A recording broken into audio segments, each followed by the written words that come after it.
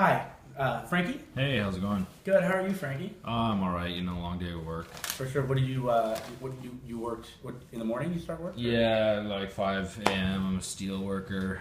Oh, nice. So you work on site, I guess. Yeah, Cool. Right on. And how long you been a steelworker?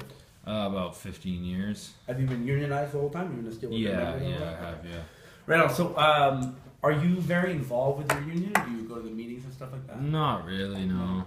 Okay. No worries. Do you read the newsletter at all? No. No, you don't. No. Okay, so no worries. So you probably weren't at the meeting then where they explained how permanent benefits were set up for you. So AIL is a company that works in cooperation with all the major groups and unions to provide them with both their group benefits and their permanent benefits. Mm-hmm. Do you understand the difference between your permanent benefits and your temporary benefits? Your temporary and permanent? Temporary is temporary and permanent is permanent, right? Okay, yeah. But to explain a little bit further, I'll just back up and fill you in what's going on. So we all have great benefits through work or through a union, but 31 days after you change careers, change unions, quit, leave our job, or retire, we lose all or bulk of our benefits within 31 days. Mm-hmm. And the unions know that, so they set up a permanent benefit program for their members that they have to qualify for, that should they be able to qualify, and only, of course, if you guys decide that it's right for you and your family. But these are the only benefits that follow you throughout your life, throughout your retirement, job changes. You never lose your benefits unless, of course, you decide that they're no longer right for you and your family. So I'm basically here for two reasons today. The first is to deliver and activate all the no-cost benefits that you get automatically for being a member in good standing with your union. And the second, more importantly, is to see whether or not I can help you get your foot in the door and qualified for the permanent program that they've set up for you and their members. Mm-hmm. Now, they're not the easiest benefits to qualify for. A lot of our members aren't able to qualify for the program. Mm-hmm. But it's just my job to see if I can help you get your foot in the door while you're still able to. Mm-hmm. And of course, only if you decide they're right for your family. And if you can qualify and you do decide they're right for your family, I can help you address that today. Mm-hmm. If not, of course, it makes no difference to me. It's no big deal. You just need to fill out this yellow report form so I can send it back to the Steelworkers Union so they know that you've had an opportunity to qualify for the permanent program that they've set up for you and their members. Okay. And then I've done my job. So does that seem fair? Yeah, that seems fair. Okay, right on. So first of all, do you guys have a will set up? No. You don't? Okay. Well, this is a family information guide. It's not a will. The difference between this and your will, it's a pretty good place to start, though, for a family like yourself who doesn't have a will set up. Mm-hmm. The difference between this and your will is that your will is legally notarized by a lawyer. It can be kind of expensive, and it accounts for everything that you own and who that's going to be going to when something happens to you. Mm-hmm. That's usually kept with your lawyer or some attorney or sometimes in your safety deposit box. The family information guide is more meant to be kept in your own home for your own records. It's a guideline. It's like a roadmap of your estate so everybody knows exactly what to do when something happens to you, because if you had been at that meeting last year where they explained how your permanent benefits were set up for you, they would have explained there was over $150 million that were unclaimed to permanent benefits in Canada. And that's usually because people set up their benefits, then they don't tell their family members, and when something happens to them, the money goes unclaimed. So it's really important for you to complete this and put this somewhere safe in your own home. Okay. So at the top, you want to put all your contact information. I usually cross out the social insurance number because I don't really think it's a good idea to leave that information lying around your house. Mm-hmm. And you do, if and when you do have a spouse, you do want to put that in the spousal section. The next section is the persons to be notified. This is probably one of the most important things on here. Who would be the very first person, Frankie, that you would contact in the local area in the event of an emergency or if something happened to you? Who would that be for you? Probably my brother Terry. And who would it be after Terry? Who would be next? My buddy Brad. And then if it had to be a friend that wasn't Bradley, who would it be after that? Probably my friend Jennifer. Okay, right on. I'm sure you have lots of other family members and friends you can put down if you need to. They do suggest putting 3 names, and it is wise to put one that's a friend and not in the family, because often when something happens, the family's together, right? So the next piece here is your estate information. Do you guys have any other kind of permanent benefits set up outside of work, like life insurance or anything like that? No. No, nothing. Nothing. Okay, no worries. So you do want to put your work benefits along with anything you have through your union in pencil, because eventually that will expire. So you do want to put that in pencil because it'll go away. If you do qualify for the permanent benefits that I'm here to show you today and you guys decide that's right for you, make sure you put that in pen because those benefits are permanent. Now, the next area is obviously your bank information. Make sure you list the accounts that exist. I wouldn't worry about the account numbers, but you do want to list the accounts that exist so that way that money doesn't go to waste and those accounts can be foreclosed when something happens to you.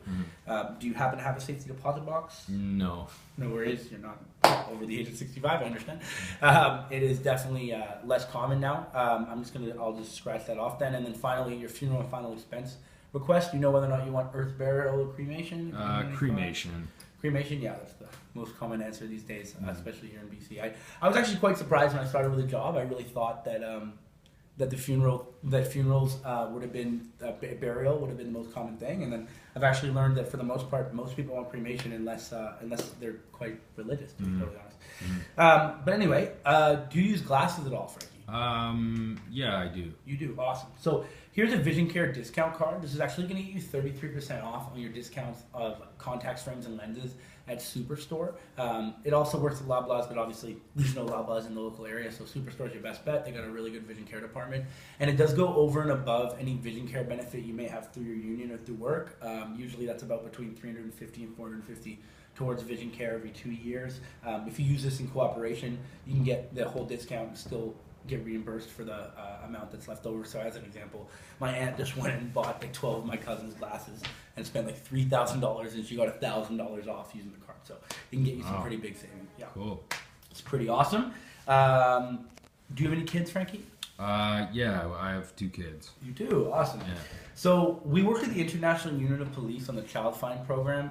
You've probably heard of Amber Alert before. Yeah.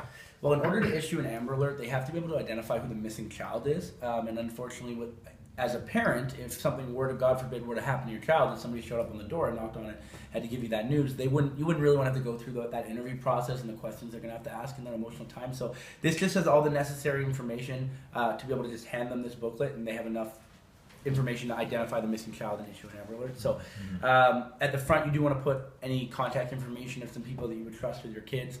On the next page, you put medical history along with height, weight, shoe size, that kind of thing.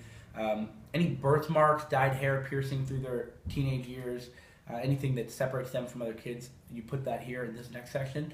Make sure you put their fingerprints on this page. For the little ones, the handprints, and then I always put this on the mom. Make sure that you update the photo every year at the back, because often what happens is people set up these programs in their child ID kits when their kids are little, and then when something happens to them 6-7 years later, they haven't identified the photo, and obviously Jamie's not going to look the same now as when he's 9, right? So make sure you update that every year with the school photo.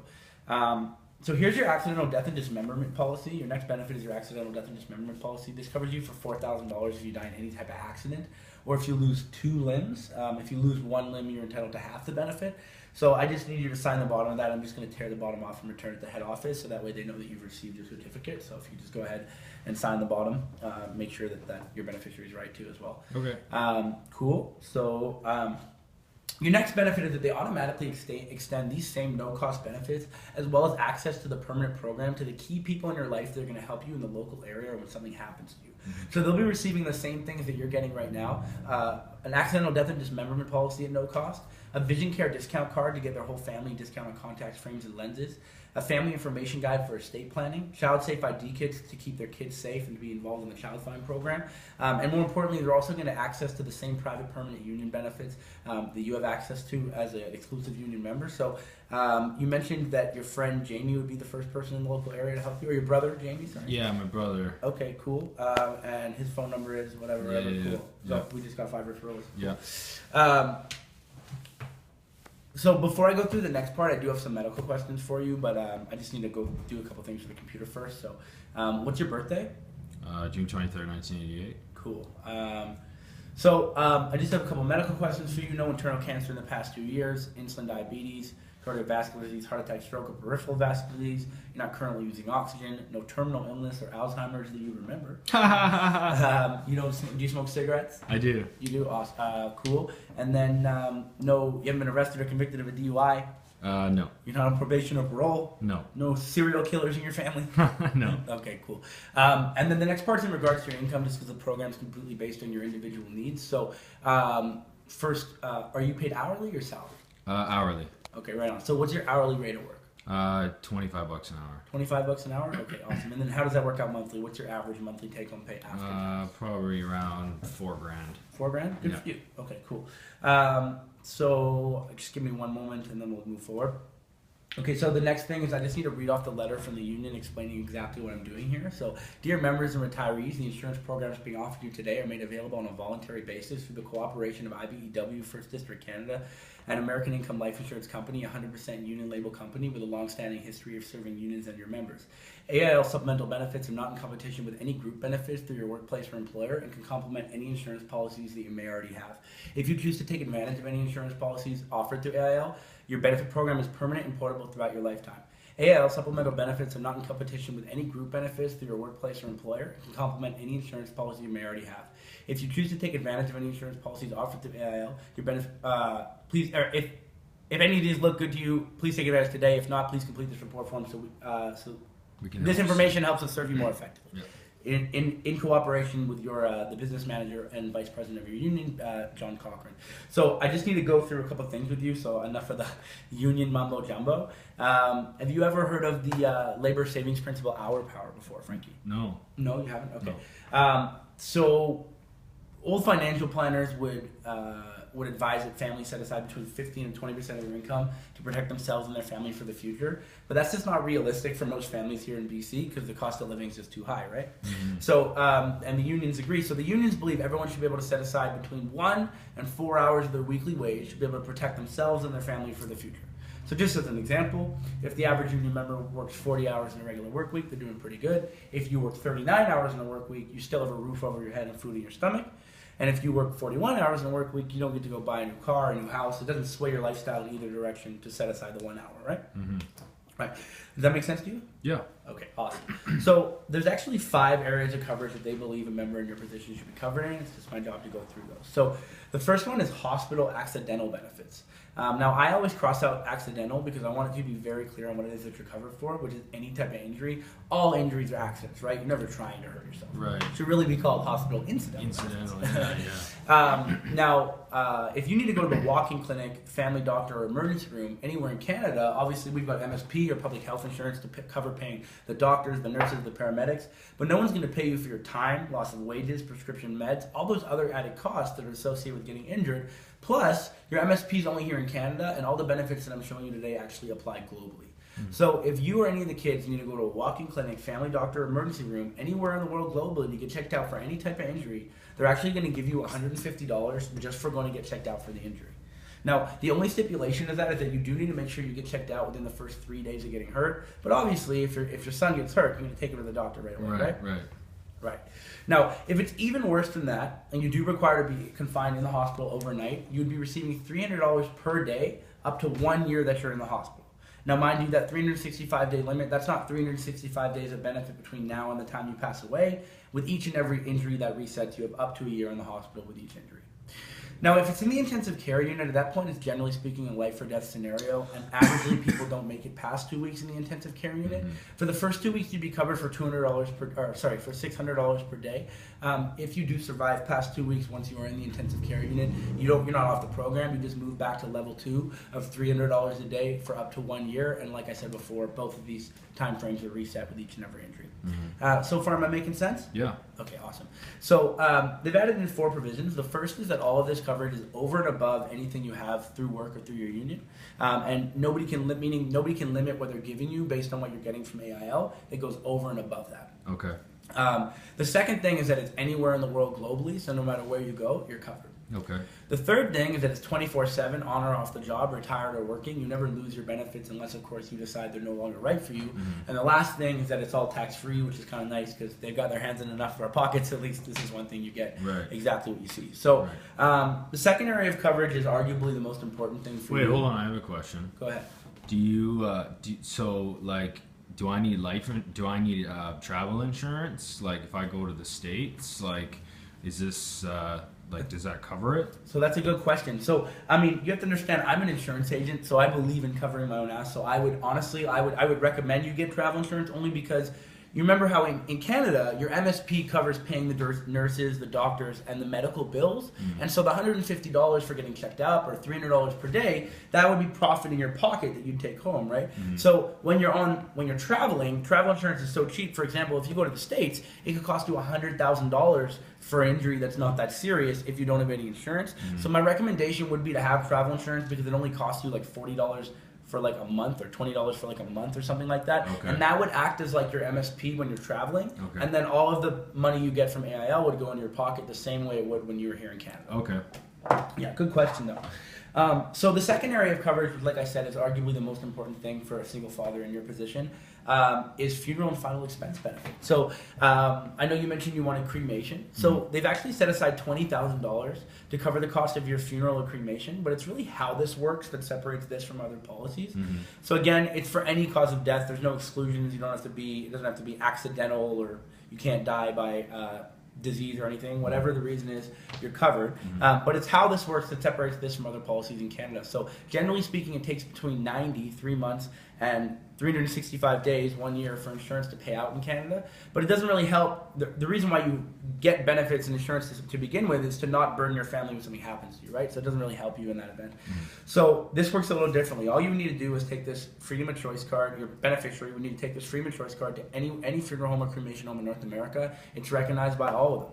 Simply flip it over, say, I don't want to deal with this. I'm going to be at home with the family, which is far more important right now.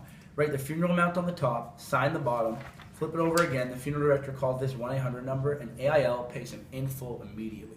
No financial stress or wait time, no receipts or financial process. It's all taken care of from there. You simply get to say, I have a freedom of choice, and it's all taken care of from there. It's a pretty nice benefit. It saves a lot of money.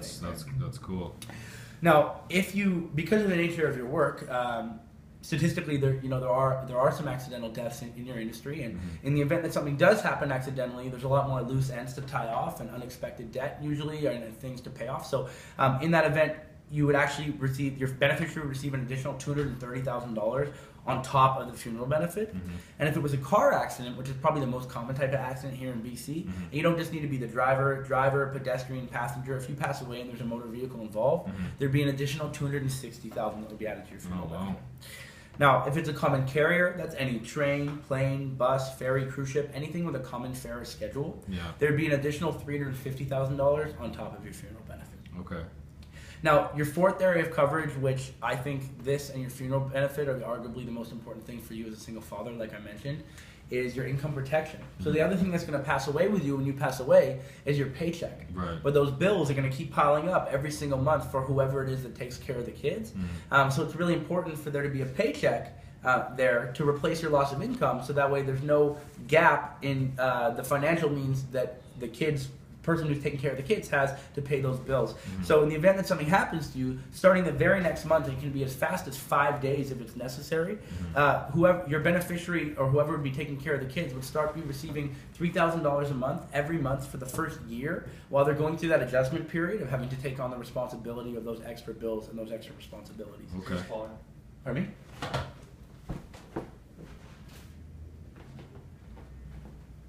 Hello?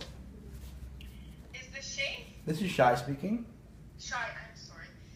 This is Michelle Sanderson. You said to call if I wasn't going to work again, President. I'm sorry, it's just busy with lots of family in town. So. Okay, I appreciate you giving me some notice, Michelle. We'll have to contact you next time we're up here. Sounds good. Thank you. No Sorry problem. for this. No, it's all good. Okay, Take care. bye-bye. And a paycheck protection. Cool. And like I said, that's for any cause of death. So everything's still making sense? Yeah. Okay, Yeah. awesome. Crystal So, clear. awesome.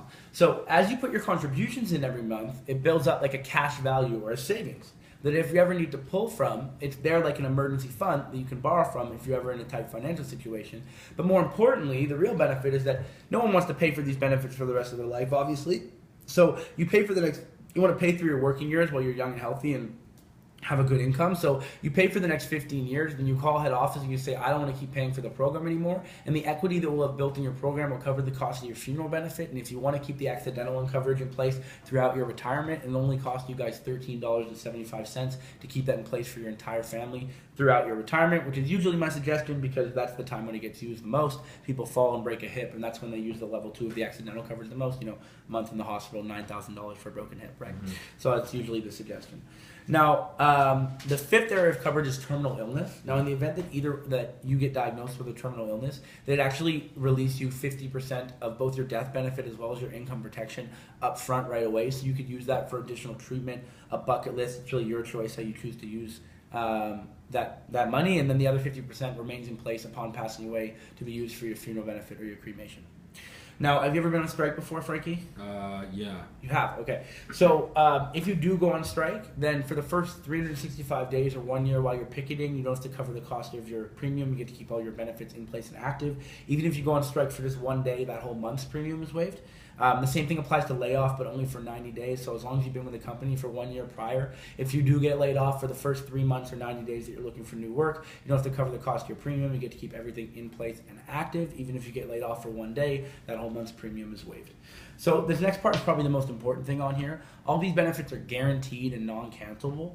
Non-cancelable simply means not that you can't cancel it. Of course you can. Just like it said in the letter from your union president, it's in your independent control. It simply means AIO cannot revoke your coverage because you present too much of a health risk down the line. Once you've been approved, it's non-cancelable, and it's also guaranteed. And guaranteed just means whatever you lock the cost in at now, that's what it's going to be. It's never going to go up due to time, age, health, wealth, or habits, which is the value of setting up now while you're young and healthy, have a good income, and have access to the benefits, and you can still qualify. So the computer pulls up a couple of options. The first option is more based around setting aside 2 to 4 hours of your weekly work wage. Now that's okay if it's affordable to you. Some members want to increase to the full program right away, and like I said, that's okay if it's affordable for you. Other members just want to get their foot in the door with their 1 hour, which is the program I showed you today, and that's okay too if you just need my help getting your foot in the door while you're still young, healthy, and have access to the program. So the first option, which is more based around setting aside 2 to 4 hours of your weekly work wage, would be $250 a month. But everything I showed you here, which would cover you and both kids and all the areas of coverage that I showed you today, which is only based around setting aside a little bit less than the 1 hour that the union suggests for you, would actually only be $121 a month. So provided you can qualify, do you want to do what some members do and increase your full program right away, or do you want to do what most members do and just get your foot in the door with your 1 hour, which is the program that I showed you today?